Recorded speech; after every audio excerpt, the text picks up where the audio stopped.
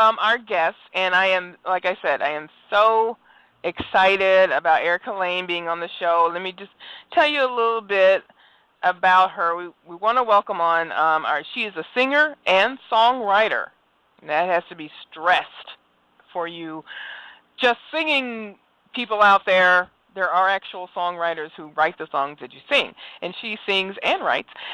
She's from Nashville, DeVille, and she's been captivating audiences around the world with her blend of inspirational lyrics and sweeping ballads, and I love that. She's a former Miss Houston. All right. Really? Yeah. And she placed top 10 in U.S. Miss World. She has toured the United States and abroad. Her music has been featured in nearly a dozen film and television soundtracks. Her song, really? yeah. So she's no slouch. I see. Her song, "For Those Who Love Him," and for those of you who follow me, you know I play that song on the Facebook and on the Get Crystallized website because I wanted you guys to see the video. "For Those Who Love Him" is official theme song for the for gospel for Asia's theatrical release of the movie Veil of Tears. It is narrated by Natalie Grant, and it seems like it's a really beautiful documentary. And I think, it's definitely something to watch. But anyway, her song, "For Those Who Love Him," is a very beautiful song. And I want everyone to help me welcome on Erica Lane to the Crystal Show. Hello. Hey, Erica. Hey. Hi, how are y'all? Oh, we're good. Y'all was doing good, and I love you already because you're Southern. I'm Southern. Yes, I am. You said y'all. You have my heart already. I did. Well, Erica, now are you calling in from Nashville? I'm actually out of town right now, so just do a lot of traveling. But yeah, I love Nashville. Love being there. Now, do you live there? Is it your primary residence? I have lived in Nashville for about 5.5 years. And it's one of my favorite places I've ever lived. Now, I grew up in Dyersburg, Tennessee, which is in West Tennessee, and I went to school in Clarksville, Tennessee. Oh, yeah. Which is about 45 minutes, an hour away from Nashville, and down the road. Right, and right in between that, is Fort Campbell. So, right. Yeah, so I have gone to Nashville many times, and I've always said that if I ever moved back to Tennessee, I would definitely move to Nashville. I think it's a beautiful city. It has lots of culture because you have so many people coming in and being there because of the country music there, and not just country music, but other music that is there. It's definitely a great music town. Absolutely, and it's also the people. The people are great there. It's such a nice place to live. Just nice to look at. Lots of friends, and it reminds me a little bit of where I grew up. I grew up in Texas, so yeah, I just love Nashville. There's so much to offer. Now, do you think there's a difference between Texas people and Tennessee people? Definitely. Yeah, I think there's a difference in everyone that lives in different states. I mean, honestly, Texas people have their own, a lot of people in Texas have their own way of thinking. Oh my God, yes. It's a giant state. It's it's got its own culture, just like Nashville and Tennessee do. There's some similarities for sure, but I mean, Texas is on the border, so it's got a lot of a melting pot from, outside bordering countries, but it's also got a lot of cowboys for real. Right. And, whereas in Nashville, you see some, but they're more singing country music than actually living the life. Right. So it's a little different. They're more rhinestones in Tennessee and in Texas. Exactly. It's for real. It's dirt and cows. Exactly. Yeah. Well, I have to say, Erica, I love your music. I love your Thank you. sound. And Thanks so much. it is so beautiful. Now, do you classify yourself as spiritual, inspirational, contemporary, or country, or how do you classify your music? The best way I can classify my music is, if I have to put it in a genre, is usually adult contemporary. Okay. And then I've also done Christian contemporary. So I really kind of cross over into both of those, mainstream adult contemporary and Christian contemporary. Now, when you think about country today, do you feel that it has changed over the years as far as not just being, what we think of country as, Dolly Parton twang, and it's more, it's more kind of broad, Yeah.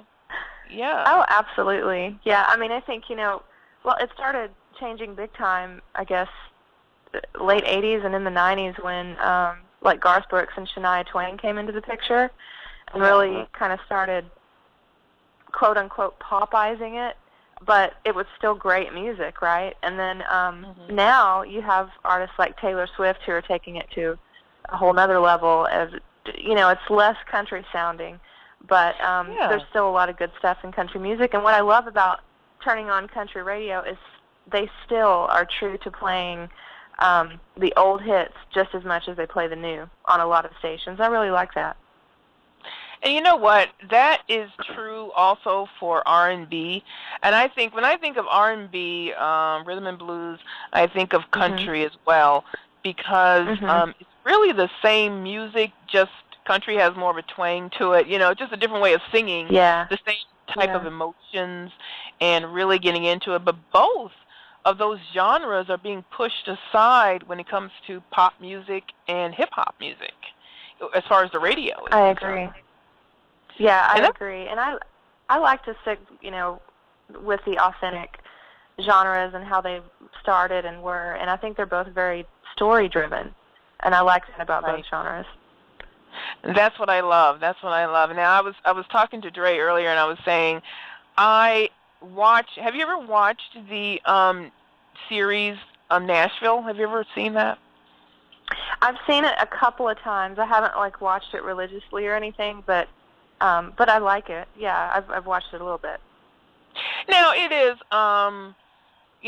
it is one of the few drama-driven actual series that are being produced these days. Now everything is reality TV, so I get excited when I see something that's actually drama-based.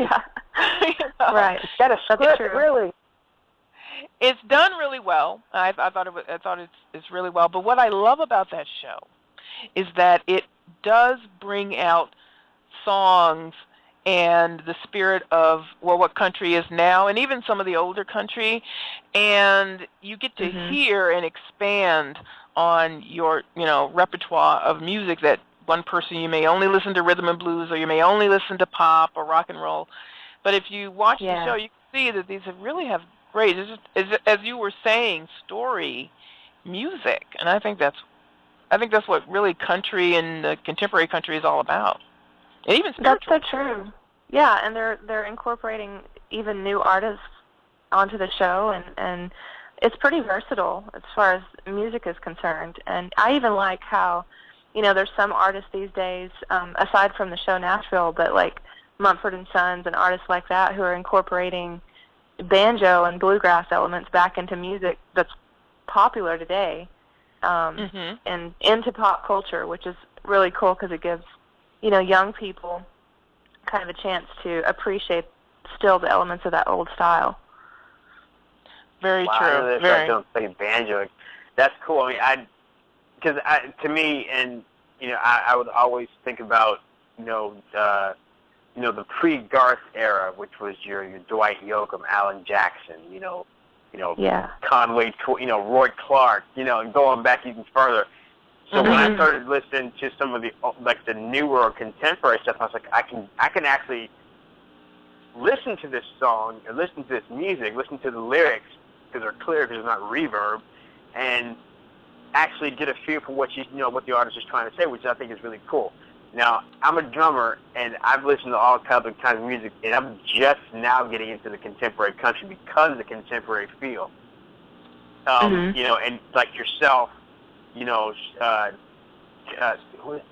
we just talked about her a minute ago. Taylor? Yeah, no, not her, the other one. Shania? Carrie Underwood.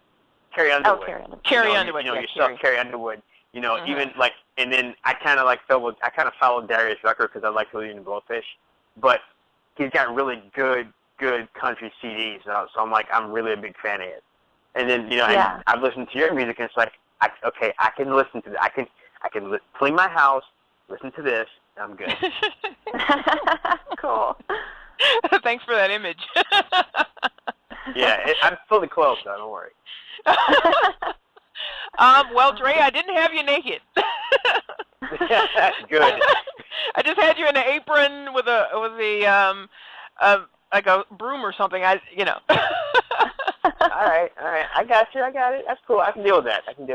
Just the apron, you know, and a tiara.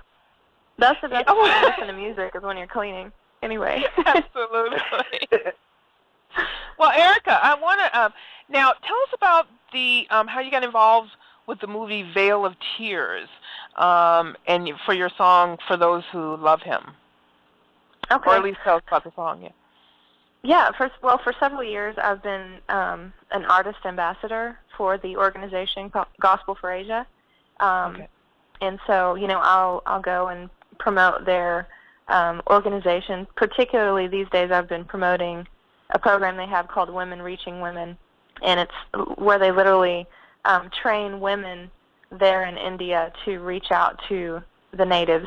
So it's different than sending Americans over, but because they have more of an impact knowing their own language and culture. So it's a really cool thing. So anyway, I've been involved in that for a while, you know, and I heard my song "For Those Who Love Him," which came out 2 or 3 years ago on an album, and they just really thought that it fit the message of what they were doing. And so I was thrilled that they wanted to use the song, and the movie came out earlier this year in a few theaters nationwide, and it was really good, really cool experience to be a part of that. That's awesome. That's really cool. I mean, you know, I mean, I guess, you know, you're like breaking into the movies, breaking into music. I mean, you're like getting the trifecta going here, kid. So that's cool. And now you're on radio. Thanks. So I mean, you know, hey, that's awesome. That's really awesome. It's good to hear. And that's a good thing what you're doing too. So that's just for me personally. You know, I think that's a really good thing what you're doing. So that's awesome. I appreciate that. Thanks. It's an interesting road, that's for sure. Well, I want to see, Amy, do you have a question or comment for Erica? Yes. Hi, Erica.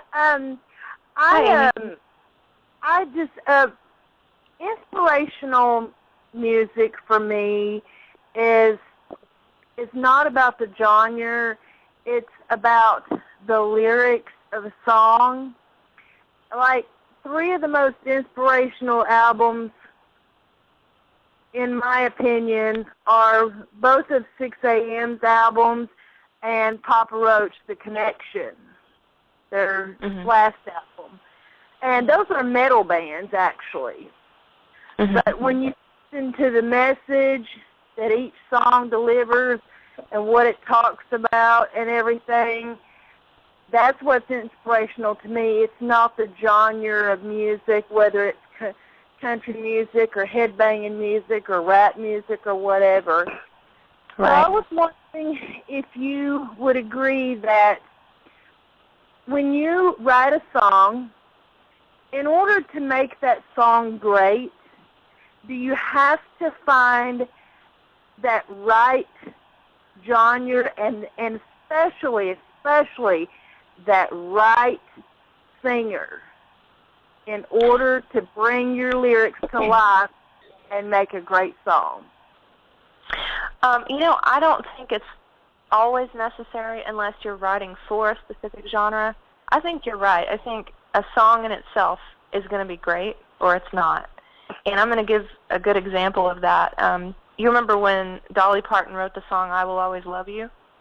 Oh yeah. So talk about a totally different genre, and then it was covered by Whitney Houston and just blew up and completely different style, but both artists made it their own. It was great. It really spoke to people. So I totally agree with you when you say that a song can cross boundaries like that. If it's truly got a great message and can reach people, then no, I don't think it has to be limited to one particular genre in a lot of cases.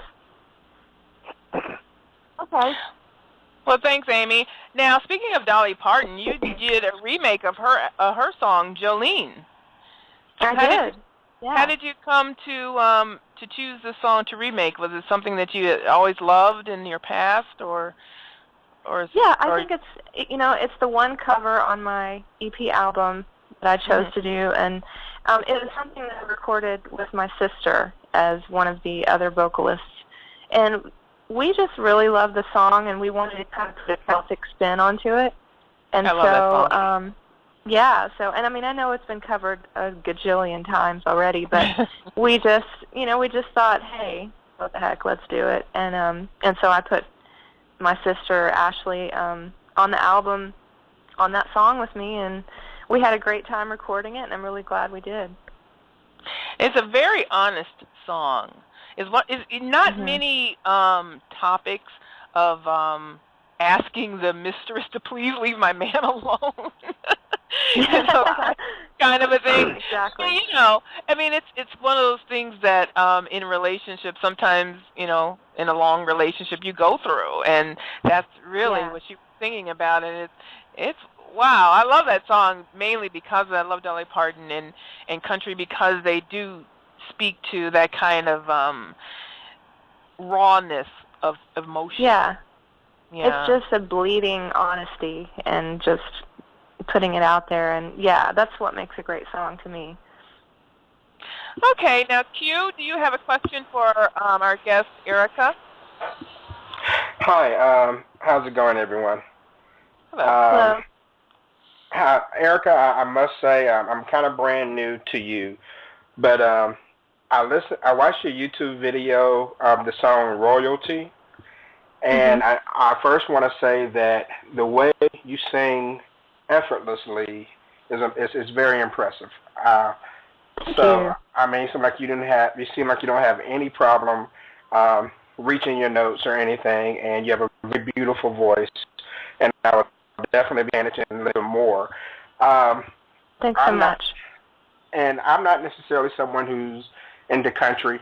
I had an ex-girlfriend once who made me watch The Coal Miner's Daughter, and I ended up liking it, and I've probably seen it five or six times since then.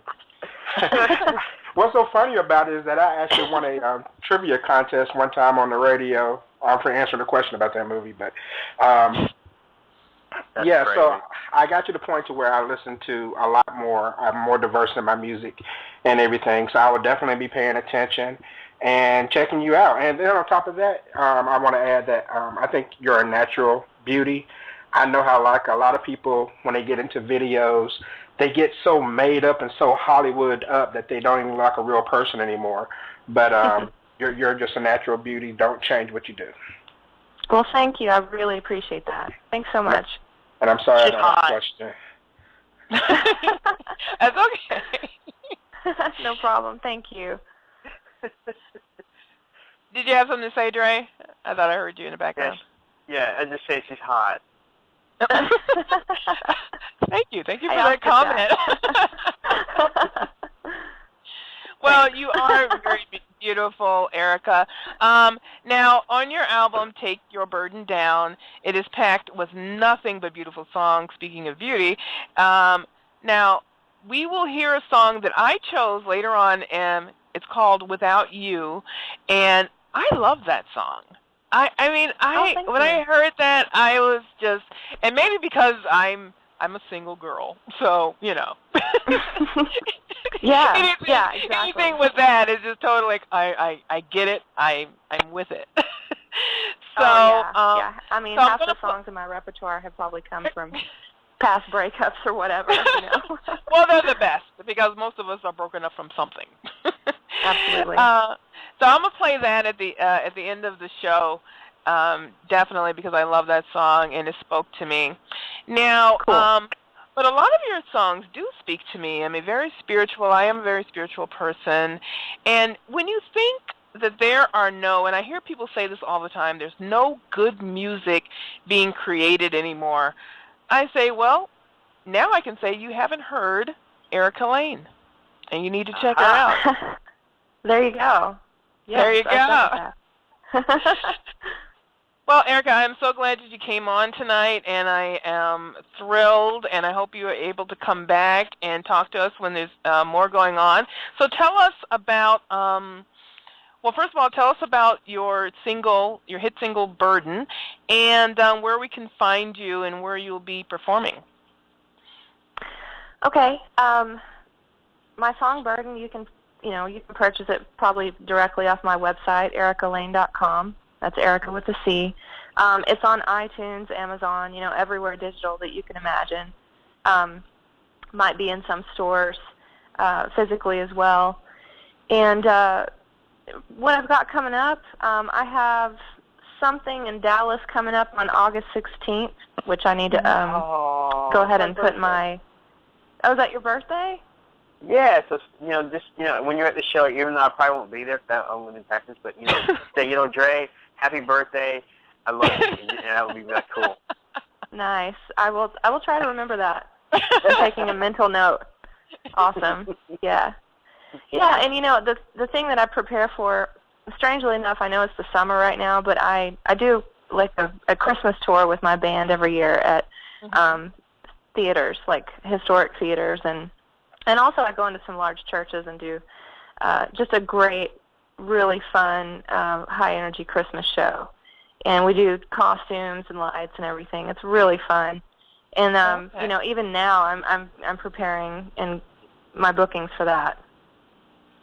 So let me ask you this: do you prefer a larger venue as opposed to like a more intimate setting, like a House of Blues type setting or something like that?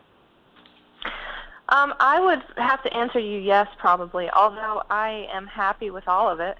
Right. I'm happy to do a more intimate setting. But, yeah, typically I can't help it. I feed off of a large crowd. I love it. I love to perform. Who doesn't, right? And so, well, no, I mean, that's cool. It's really fun. I guess I'm just saying, I know a lot of artists that, when they've actually gone to the arenas and they've sold out, like, amphitheaters and whatever, but then all of a sudden they just decided to go back to, like, some guys. Just kind of like strip down people, Yeah, right. probably. I mean, yeah, because there are some advantages to a more intimate crowd, definitely. And I mean, probably less stressful, and artists can be more real and more themselves. So I can certainly see the advantage to that, and it can be really enjoyable. Well, thank you so much, Erica, for coming on, and I want to make sure everybody realizes that you go to ericalane.com and hit her up on Twitter at Erica Lane Music, correct? Yes. And like Music, I said, yeah, she was a great pleasure to have you on, and now we get a very good treat to listen to Erica's song, her single, Burden. So thank you, Erica, for coming on to the show. Thanks for having me. Thank you. All right, here is Burden, everybody. You got to take the weight off your shoulders. Let me take your burden down. Worrying won't make you sober. Let me take your burden. You got to take the weight off your shoulders. Let me take your burden down. Worrying won't make you sober. Let me take